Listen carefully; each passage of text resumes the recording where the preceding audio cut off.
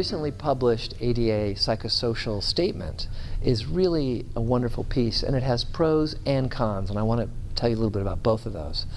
The pros, the really exciting part of the psychosocial statement, is we've never had anything like this before. As a psychologist working diabetes for 30 years, this is an amazing step forward. So for the first time, we see this really impressive document that puts forward to healthcare providers there are important emotional, psychosocial criterion you need to consider when you see your patients. There's major issues that can arise for folks. Diabetes distress, depression, disordered eating, more. Really well defined and explained and described in this statement that I hope will raise the bar and raise the awareness about these critical issues that can make it hard for our patients to be successful when it comes to managing their diabetes. That's probably one of the biggest benefits and pros of the statement.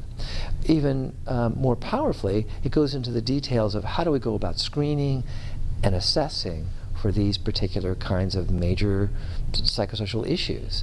And they do a good, thorough job of looking at the questionnaire, self-report questionnaires, and other approaches that have been developed over the past decades that can really help us do well. So it's very thorough, and again, I think it's going to raise the awareness of these issues.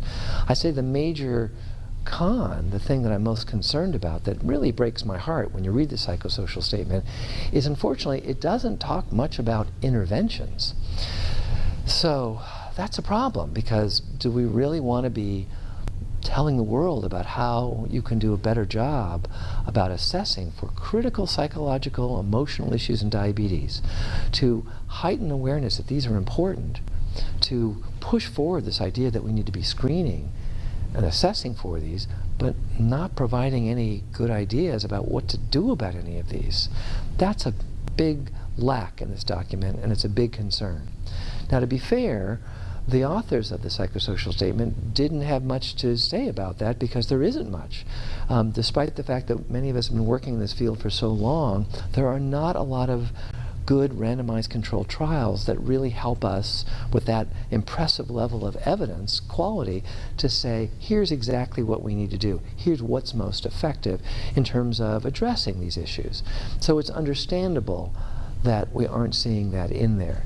However, we as mental health providers in this field do have lots to say about that. We do see that there are powerful interventions that can make a difference, although again, the level of evidence is going to be not as impressive. So my hope is that this psychosocial statement will just be a first step, and that we'll be able to follow that up with guidelines about what busy physicians and busy other healthcare providers can do to touch their patients, to work with their patients when they do assess these the emotional side of diabetes, these psychosocial issues that can help people to overcome some of these obstacles and really make a difference and help people to be more successful with their diabetes and improve their quality of life. So hopefully that's what's coming next, so stay tuned.